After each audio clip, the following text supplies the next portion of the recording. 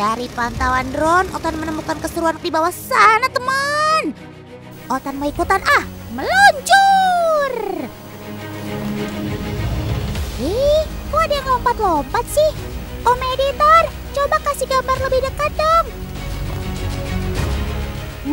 Wah, itu kan si ikan bandeng. Berarti Otan datang di waktu yang tepat nih. Asik. Tapi tunggu. Sepertinya Otan kenal sama kakak cantik berbaju kuning. Ya ampun, ini kan salah satu host program petualangan di Trans 7. Ada yang tahu namanya siapa?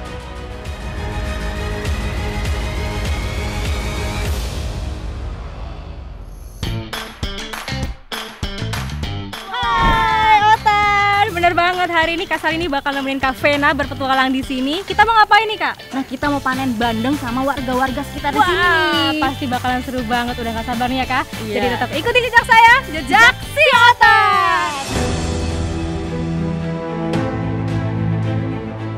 Wah, pasti makin seru nih kalau panen bareng Kak Vena dan Kak Salini. Ini sih akan menjadi petualangan Otan yang tak terlupakan. Ayo Kak, segera meluncur ke lokasi panennya. Para warga sudah menunggu tuh. Kabupaten Gresik, Jawa Timur memang terkenal sebagai salah satu penghasil bandeng terbesar, teman. Lihat saja tuh, betapa luas dan banyak tambang bandeng di daerah ini. Udah pada siap, Pak?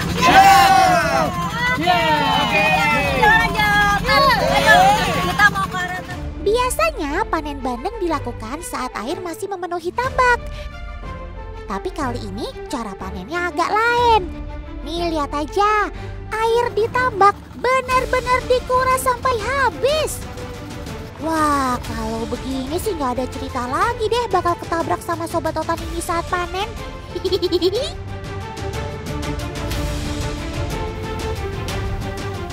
Ternyata panen dengan cara seperti ini nggak semudah yang dibayangkan ya teman. Karena selain medan yang sulit, bandeng juga bisa bersembunyi di bawah lumpur. Nah, ini baru awal-awal ya kita mengitari tambak ini, tapi kita belum dapat bandeng. Jadi masih dapat ikan lain, ikan teri ya. Iya, ada macam-macam ini. Dan karena ini caranya tradisional, kita banyak banget dapat macamnya. Apa tuh Kak? Ini udang. Oh, ada udang juga. Ayo semangat Kak. Biasanya bandeng ada di ujung sana. Sebentar lagi sampai kok.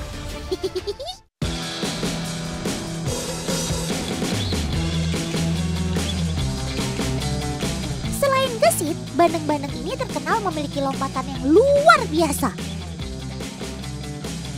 Hal ini dikarenakan bandeng memiliki ekor yang kuat, sehingga bisa mendorong tubuhnya untuk keluar air.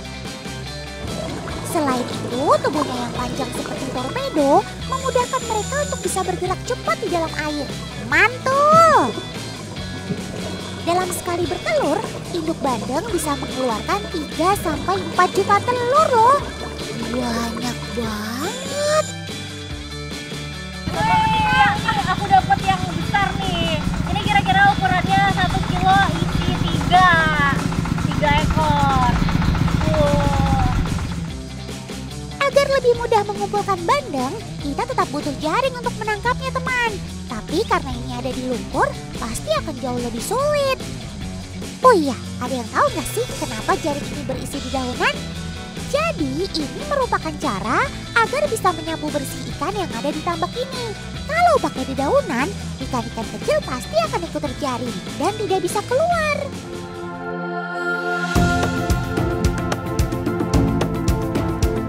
Loh, kakak-kakak Otan yang cantik ini kenapa berhenti dorongnya? Lumpurnya terlalu dalam ya kak? Udah dalam terus berat. Dan gerakannya ini kan kita membentuk formasi ya, harus tepat kalau nggak ketinggalan kayak apa tadi. Ya, karena aku langkahnya nggak sama-sama paman-pamannya ini, jadi ketinggalan terus nih. Aduh Otan, semangatin kita ya. Siap Kak Salini, jangan semangat, tetap menyerah. Maksud Otan, tetap semangat, jangan menyerah.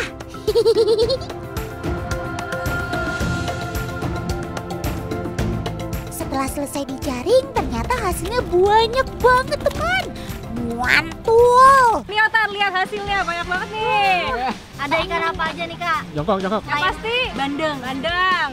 Terus ada ini ikan yang besar ini di sini bahasa lokalnya ikan sele. Sama ada mujair juga macem-macem nih. Ada udang juga tadi banyak. Ada ikan yang cukup bahaya juga ya. Oh iya. Nih, ikan kiper nih. Setelah panen usai, ikan bandeng diangkut menggunakan perahu menuju lokasi bongkar muat ikan. Di sini ikan akan dikirim ke pedagang ikan setempat dan seluruh Indonesia. Wah, panjang juga ya perjalananmu, Sob.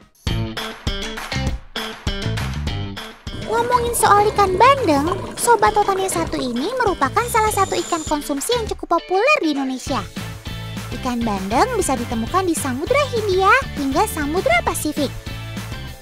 Ikan bandeng muda biasa hidup di laut selama 2-3 minggu setelah menetas. Ikan ini kemudian bermigrasi ke rawa-rawa bakau yang airnya payau. Kemudian kembali lagi ke laut untuk berkembang biak. Di Indonesia sudah banyak yang membudidaya ikan ini, teman.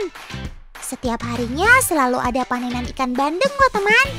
Maklum saja ya, soalnya permintaan akan Sobat Otan yang satu ini tidak pernah turun tuh. Untuk sekali panen, biasanya ikan yang didapat itu beragam ya.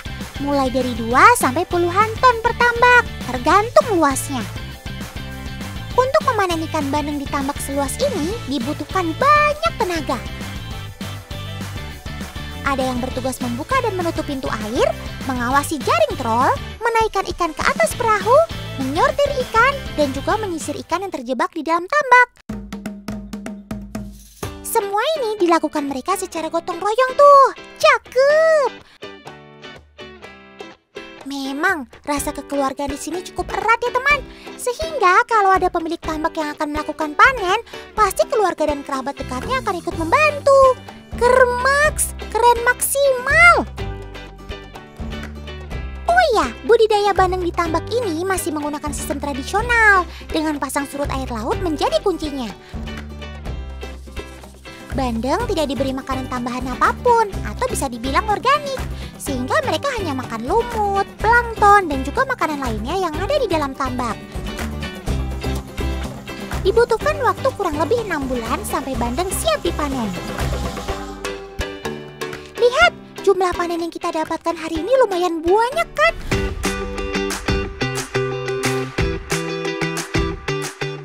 Duh, nggak heran sih, orang ikannya banyak dan ukurannya juga besar-besar tuh.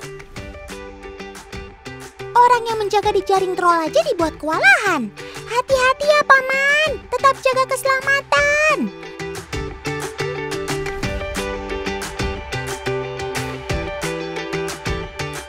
Dalam panen massal seperti ini, biasanya ada 2 jenis bandeng yang biasa kita temukan. Ada bandeng tambak dan juga bandeng laut, atau masyarakat sekitar menyebutnya bandeng laki. Nah, kira-kira kalian tahu nggak yang mana bandeng tambak dan yang mana bandeng laut atau bandeng laki? Jadi, perbedaan bandeng tambak dan bandeng laut itu bisa terlihat dari bentuk tubuhnya. Bandeng tambak biasanya memiliki ukuran tubuh yang lebih gemuk, sedangkan bandeng laut tubuhnya lebih ramping dan memanjang. Meskipun keduanya tetap ikut dipanen, tapi ternyata bandeng laut ini adalah hama loh. Selain dapat menghambat pertumbuhan bandeng tambak, bandeng laut juga memiliki duri yang jauh lebih banyak yang membuat harga jualnya menjadi murah tuh. Nggak heran, banyak juga bandeng laki yang langsung dibuang di sekitar tambak agar tidak memenuhi perahu. Panen ikan bandeng dengan cara seperti ini memang sangat memudahkan pemilik tambak untuk mendapatkan hasil yang maksimal. Pintu air yang dipasang jaring trol membuat tidak ada satupun hasil tambak yang lolos. Tuh lihat, tidak hanya bandeng, ada juga ikan kakap, kepiting, udang, dan hasil tambak lainnya. Mantap bukan? Tapi sayangnya, cara seperti ini juga dapat mengundang predator lain. Salah satunya adalah buaya. Semua hasil yang masuk jaring trol akan menumpuk dan membuat mereka mengeluarkan cairan yang menyengat. Nah, cairan inilah yang membuat buaya datang dan menyerang siapapun yang ada di sana. Apalagi kalau panen dilakukan pada malam hari, buaya akan semakin agresif dan dapat membahayakan semua orang yang ada di sana. Gak heran kalau banyak pemilik tambak akhirnya melakukan panen di siang hari, walaupun dapat berpengaruh ke hasil panennya tuh. Tapi cara ini dinilai lebih aman untuk hasil panen dan juga para pekerja tambaknya. Semoga kedepannya tidak ada lagi kejadian para pekerja tambak yang diserang oleh buaya ya teman. Lagian kan banyak juga tuh hasil tambak yang dibuang di sekitar sana. Jadi kamu bisa makan sampai kenyang. Jadi jangan ganggu mereka lagi ya sob.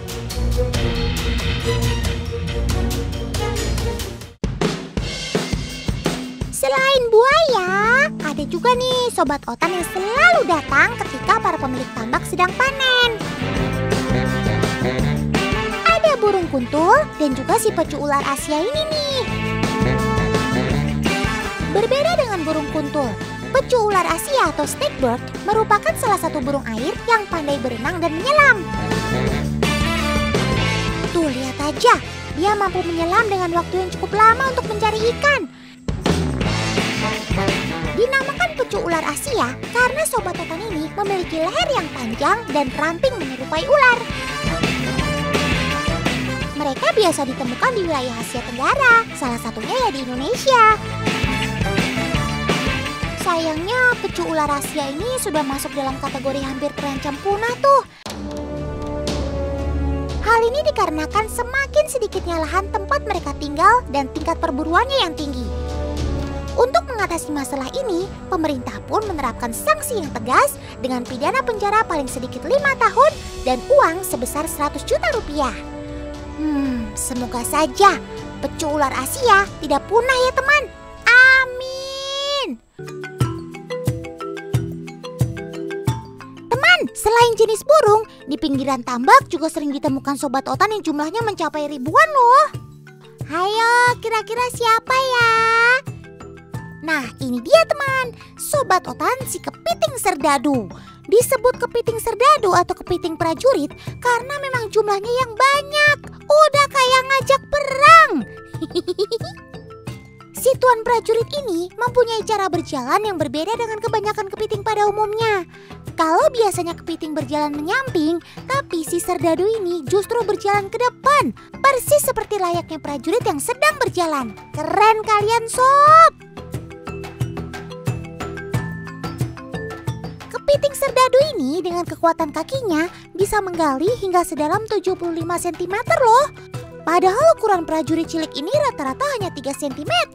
Itu berarti ia mampu menggali hingga 25 kali dari ukuran tubuhnya. Wah, luar biasa.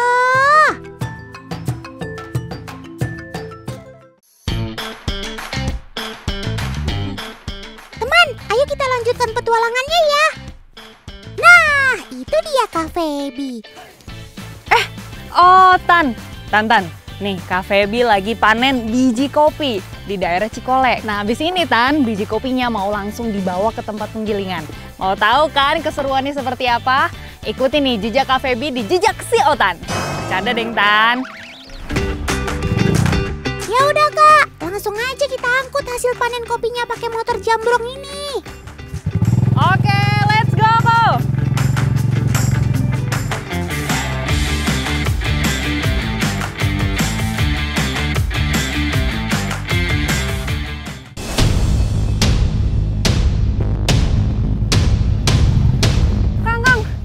Lihat, itu ada musang terjerat.